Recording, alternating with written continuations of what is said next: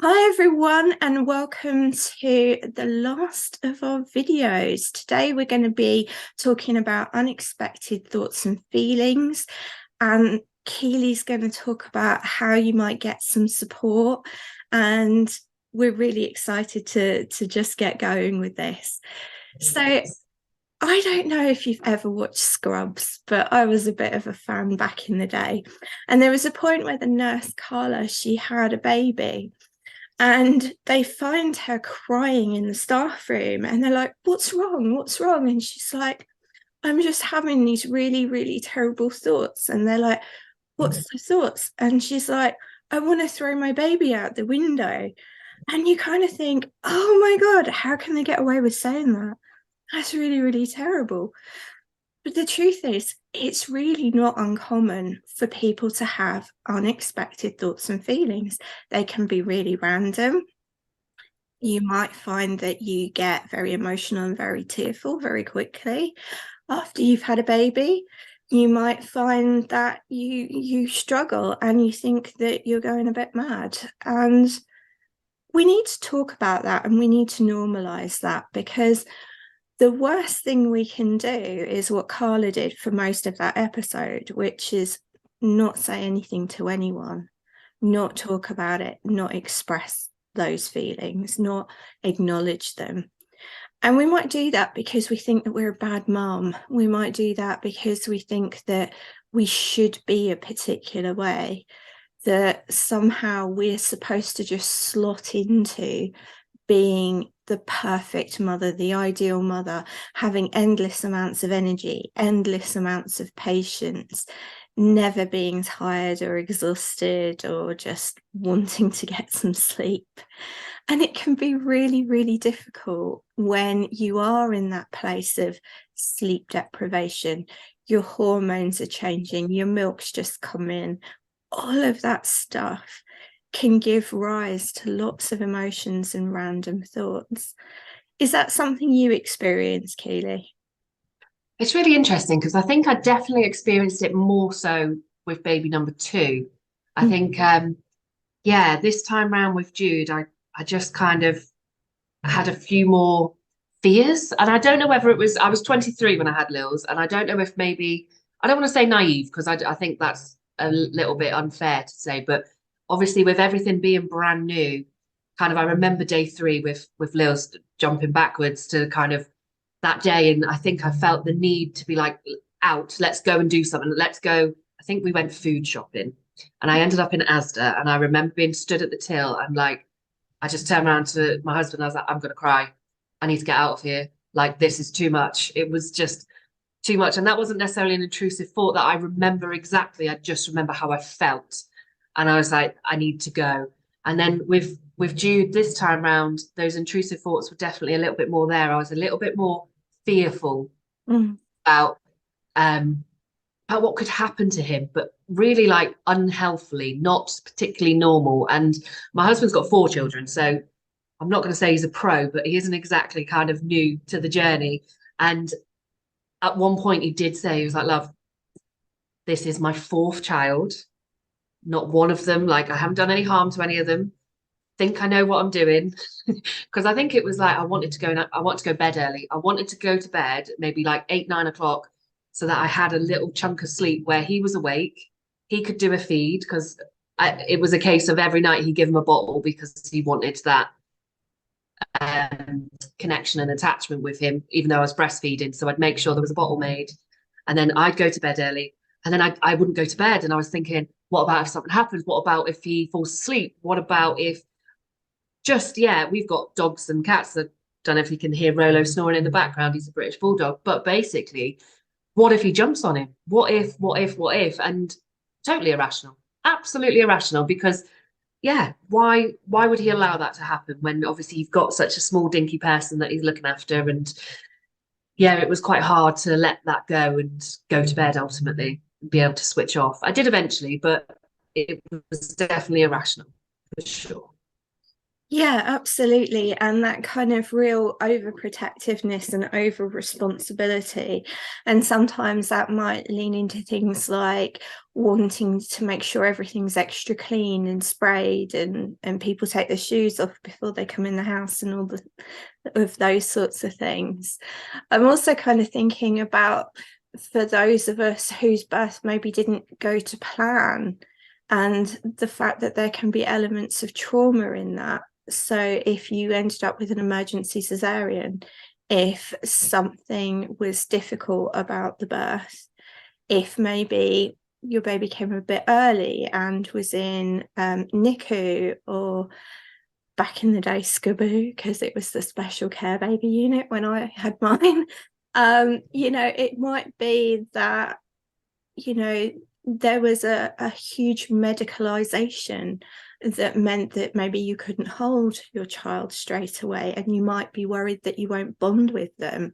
There might be a feeling like you now have to get to know their routine if they've been in hospital for a while and they're coming home on a feeding schedule that wasn't really determined by you.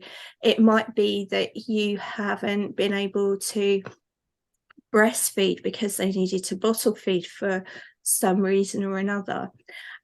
Sometimes that kind of trauma, those incidents that happen, they can make us feel like we're a bit out of control. They can make us feel like we're not enough. It can make us feel like we're not being the best mum that we want to be, because we all have a vision, don't we, of the kind of mum we want to be and the kind of baby we want to have. And sometimes those things just don't quite match up. I mean, if you imagine a lovely, peaceful, sleeping baby, and your baby's one of those that has colic and it's crying constantly for the first 2 months, that's really tough. That's Yeah. sleep deprivation. That's you feeling bad. That's that constant noise in your head that doesn't stop. And Yeah. the realities of motherhood can be a little bit brutal at times. They can be tough. It's not all sunshine and roses, is it? No, one client did explain it like, I understand why sleep deprivation is a form of actual torture. Like, and we laugh about it because we can relate, I guess. But yeah, it's definitely, a hard part. And I think this time round for my husband, he got it really, really lucky because for me, I was breastfeeding and I was very aware that obviously he was in the same room. And actually, when I was breastfeeding, it was a bit like, well, what can you do? Not a lot. So I actually kicked him into the spare room for like 4.5 months, just so that I could just be in my space with baby to do the feeds when and as and when they, were needed, etc. I did co-sleep, which I know the rules are slightly changing now. They're forever changing rules, aren't they? But it wasn't planned. But I did co-sleep, but I felt better because then we were in a whole big bed together. And so, yeah, I just kicked my other half out. But then that also adds on different pressures and strains because you don't have any intimacy. You don't get that cuddle good night. You might kiss on the cheek outside the door and be like, yeah, bye. But, he'd then be up and then go to work. And so you do what you think's right. And at the time, that felt like I was doing him a favor ultimately because he was still working. But on the flip of that, that then had, a bit of a knock-on effect of having to reconnect and having to kind of start a new routine and a new process to kind of bring us back together and back to kind of that normal situation, I suppose. But at the time, it felt right. And maybe that was a little bit of me where I was feeling those intrusive thoughts. Control. I was in control of the situation. I was in control of kind of our space, mine and babies, that kind of, mama kind of closeness, nurturing, etc. Was it right or wrong? I don't know. But I think sometimes as mums, you've just got to go with what feels right for you and what allows you to get the sleep that you need. And at that point in our life, that was kind of what felt right and kind of happened, really. Absolutely. And I think if we think about matrescence, sort of going right back to the beginning when we were talking about the definition of matrescence, if we think about it in sort of terms of adolescence, we know that adolescence means that we're going to have a change in our hormones. We're going to go through puberty. We know that it makes us grumpy and moody, and we might have mood swings, and that teenagers can have some funny ideas sometimes about things. And we kind of think of that as normal, and we kind of create a container around that that's quite loving, it's quite kind, and it's quite tolerant of those different behaviors. And I think the same thing needs to happen when in matrescence we're going through these maybe unwanted thoughts and feelings or unexpected thoughts and feelings, because if we can normalize the fact that, again, it's another massive shift in our hormones. We're going from hormones that are maintaining a pregnancy to suddenly hormones that are now prepping you for breastfeeding, but are also kind of bringing your cycle back online and all the rest of it.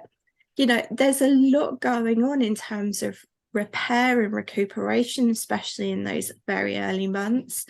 If we can normalize the fact that there are going to be some mood swings, there are going to be some unexpected thoughts, then we don't tend to fear them so much. It means that we can talk about them a bit more, and it means that we can share them with people who need to know, because it's absolutely fine to be talking to your health visitor or your GP if you find that some of the thoughts and feelings you're having are worrying you or bothering you. But you're going to tell us a bit more about how to get some support with matrescence, aren't you, Keely? I am indeed.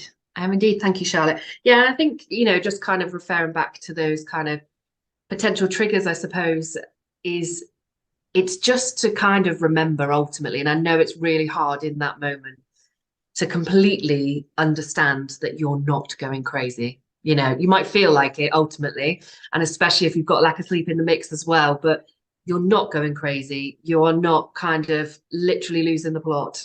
And I think a really good way to identify that and to maybe even monitor just how you're feeling and how your journey is to put pen to paper. I mean, for me, pen and paper is important. I really love that kind of free flow and the freedom, but I know some people prefer technology, whether it be a phone, a laptop, a tablet, or however, you kind of feel more comfortable. But if you can just really let out how you're feeling, and even when you read it back, you will just kind of appreciate maybe what was going on in the wider picture for you to kind of go, oh, actually, no, that makes sense. Because I think when you're in that moment, you don't always kind of identify everything else that's happening around. So, we talk about kind of adolescence just then and having a preteen here and what's going on and maybe how I respond to it. And then all of a sudden it's like, whoa, and it can blow up massively. But actually, if you kind of take a step back and detach yourself and really identify everything that was going on, you can kind of sometimes just see that something's coming to a head, and actually that's okay, instead of it's just me. So validating that you're not crazy and that it is okay and it is just part of the process is good. And I think if you can have an open conversation with your partner, your mum, your whoever your support bubble might be, and make them aware of kind of matrescence if they don't know what it is, and also kind of to give them an expectation, kind of for me to say to Steve, look, I am going to be really moody.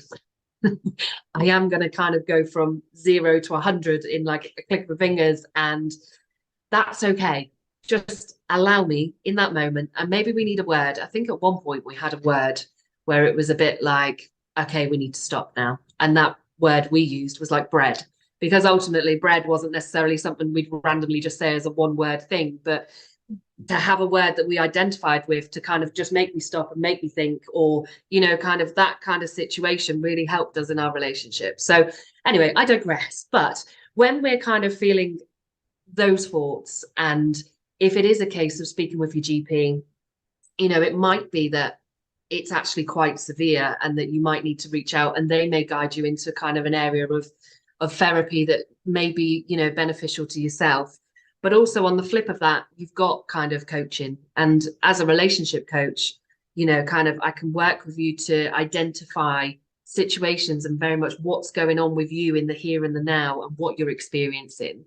And to really just have that safe space, that environment with like no judgment and complete clarity to discuss what is happening for you. What are you feeling? Where do you see life going? Is there anything that's kind of making you feel on edge, you know, kind of a lot of it is sometimes the unknown. What is coming? What is going to change? I know one client in particular was really concerned about the transition from pregnancy into motherhood and that loss of kind of financial stability, and having to then kind of either work out how to live on less or rely more on their partner, which was quite a hard process.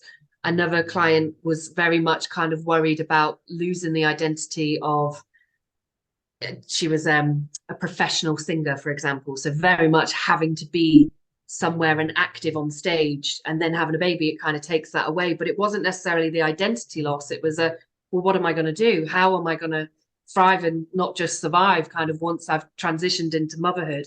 So all of these different elements are very much kind of open to discussion, really. And I suppose looking at, you know, the 4 pillars of matrescence in depth, but not just about our videos and the information we've shared, but in real life, because everybody's journey is very, very different. And I mean, even ourselves and the different experience we've kind of given over these different videos and series, you know, yours will be different too. And that's okay. That is completely okay. But by having a relationship coach and someone that you can work with and build your confidence, build your self-awareness, and build this new life and new kind of expectations, you know, we can put those healthy boundaries in place for whether it be your partner, and learning how to communicate in a new style to kind of make him or her aware, you know, you could experience this because the chances are I'm going to be really tired, and our relationship could experience a bit of kind of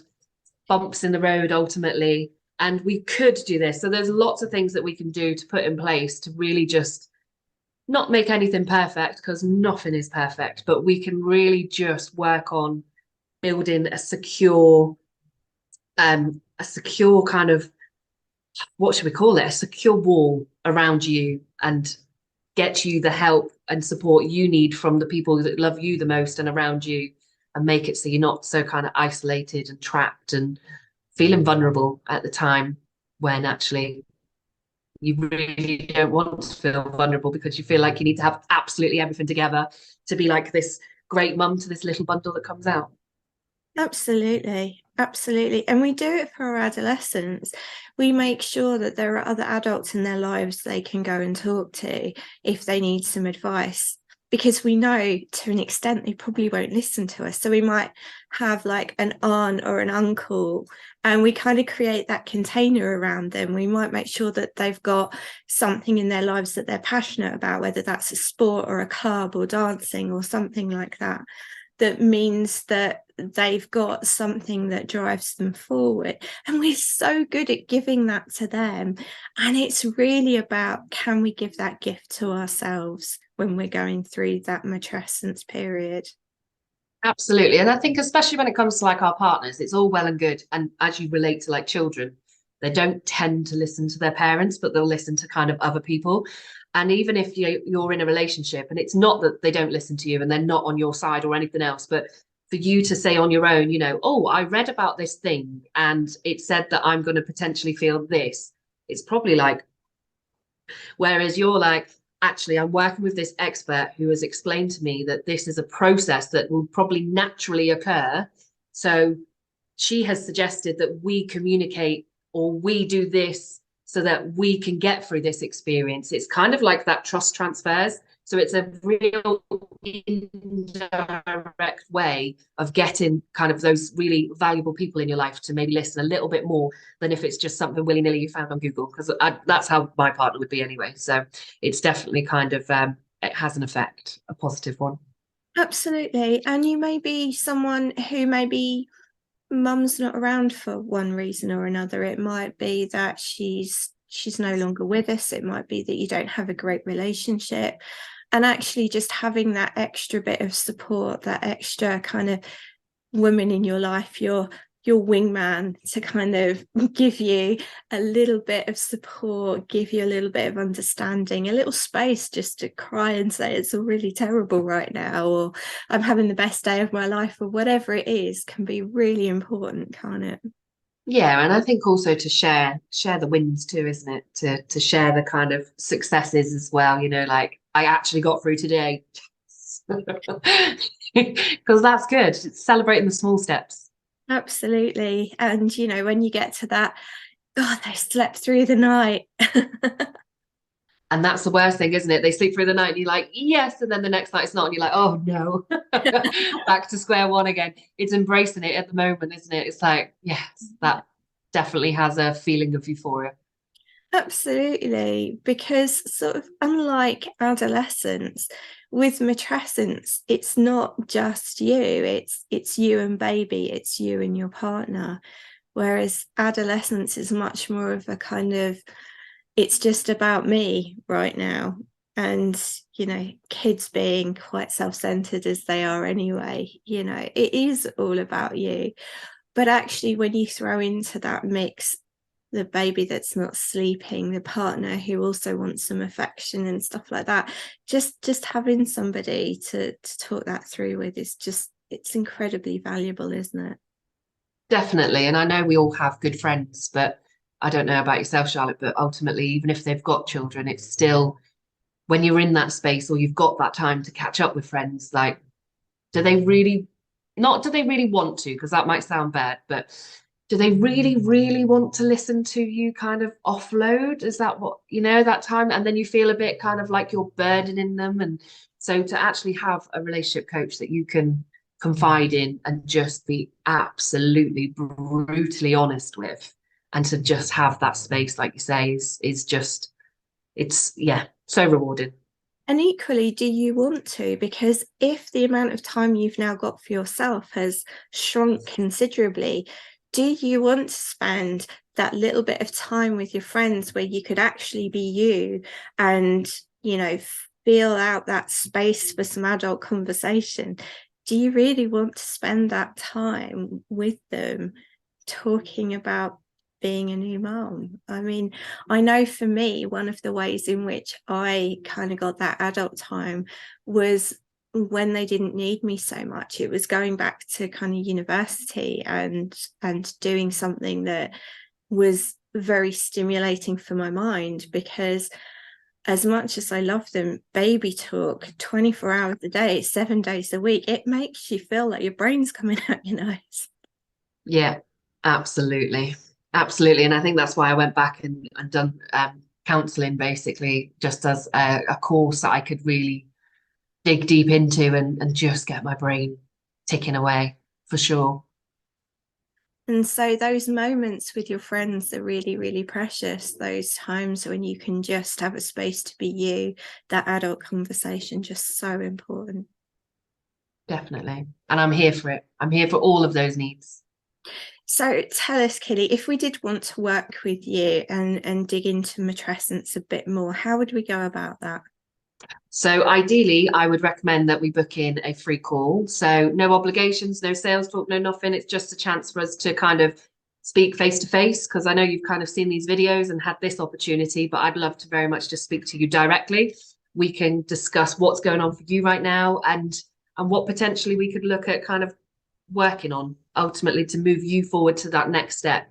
And part of that will be in a link underneath the videos. You should be able to see, press the link. It will take you directly to a booking. You can book in which date suits you and what time. And there's a couple of questions on there just to give me a little bit of insight into your situation. And then, yeah, we'll have the call and go from there. Brilliant. Well, it's been really wonderful sharing this time with you and talking about matrescence. Thank you for having me along. Really. No, thank you. I really appreciate it. And I think, it's a topic that needs talking about very loudly, because I think it's just so unknown and it should be like as common as anything else. Like, we talk about mental health, matrescence should be up there with that as far as kind of pregnancy into motherhood is. So thank you. Completely agree. All right, everyone. So it's bye from me. And bye from me. Until the next time.